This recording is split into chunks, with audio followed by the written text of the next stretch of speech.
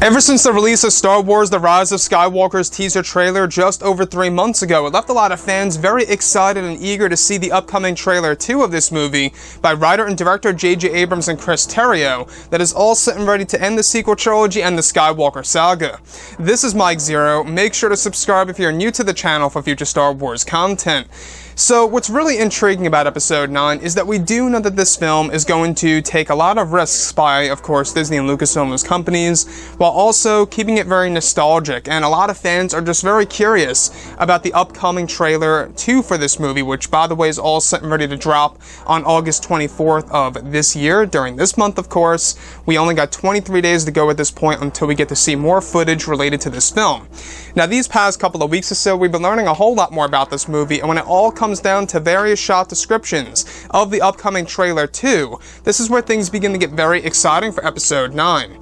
Now, specifically, shot descriptions consisting of Rey wielding her ignited lightsaber, where it's described that she is fighting Kylo Ren with his saber in front of a large body of fire. It's said that the light from the fire causes Rey and Kylo to be in the form of a silhouette, and that during the shot, a revised track of Battle of the Heroes is said to be placed over the sequence. The next describes a moment in which Kylo Ren is holding the now repaired helmet of his own, where dialogue of Palpatine can be heard in the distance, delivering lines about the dark side and one's destiny. As Kylo also holds the helmet, voices of both Anakin and Obi-Wan are eventually heard just before it transitions to where Rey is now walking up a tall set of stone steps that leads to an ancient city. As she makes her way up, dialogue of Luke Skywalker can be heard, talking about ending one thing means creating something new, which could allude to Rey creating a new order in the movie.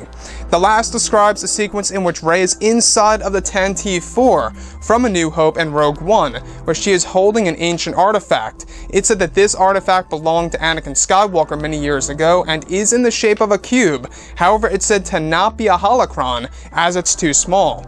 So let's go over a couple of parts about this, because this is by far the most interesting part of Episode 9, is the use and the demonstration of Jedi, Sith, and Force lore. And that brings us to the very moment that we just discussed of Rey being on board of the Tantive 4.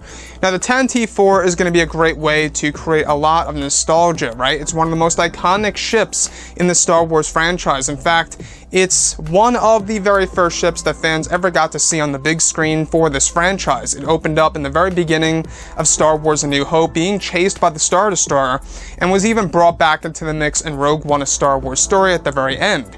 So, with that being said, the fact that it's now coming back in Episode 9 is a great way to honor that film by George Lucas. But the thing that really stands out to me the most is we have a moment in which Rey is actually said to be holding an ancient artifact, and this ancient artifact is said to be in the shape of a cube. Now, this cube is said to not be a holocron at all in any way, shape, or form, but this cube-like device is said to be an ancient artifact that once belonged to Anakin Skywalker. Now, this most likely is the same exact artifact that we've been talking about for a couple of months now, that Anakin Skywalker owned during the Clone Wars and hid it away over in the Lost City, and that we're going to actually be able to see this artifact on, of course, the TV show Star Wars The Clone Wars Season 7 come 2020. So, without a doubt, she got this device from the Lost City, as we have discussed, and that leads us to the other bit here, where there is a description of her walking up a set of stone steps that lead to an ancient city. Most likely, this is the Lost City that we've been talking about, where, while she's climbing up the steps, dialogue of Luke can be heard, talking about the end of one thing means to create something new. Now, without a doubt, that means that Rey's going to create a new order in this film to a certain extent, right? Putting the Jedi Order behind and really building towards something brand new, building something from the ground up in order to end the franchise in a very unique and different way. So, the other thing that I do want to go over that is really intriguing is how there is going to be a moment in which Kylo Ren is holding on to his repaired helmet this time, and as he holds the helmet, he begins to hear the voices of Palpatine talking about one's destiny and the dark side, and that eventually transitions to the voiceovers of course, Anakin Skywalker and Obi-Wan Kenobi themselves. So, like I say, we do know that the upcoming trailer, it's going to be very nostalgic for a lot of Star Wars fans. In fact, they really are going to use nostalgia as a way to sell this movie off, from what it seems. We only got a glimpse of the nostalgia in The Rise of Skywalker's teaser, which was, of course, the Death Star wreckage at the very end of the movie. That was the big one for everybody, as well as the laughter of Emperor Palpatine. So now going into episode 9, you're going to get a lot of callbacks just like this, hearing voices of past characters from the other movies and different objects and all these different locations and ships that will be reappearing in this movie, I think are really going to be used by Disney and Lucasfilm as a tactic in order to really gravitate towards a lot of Star Wars fans who love the originals and the prequels.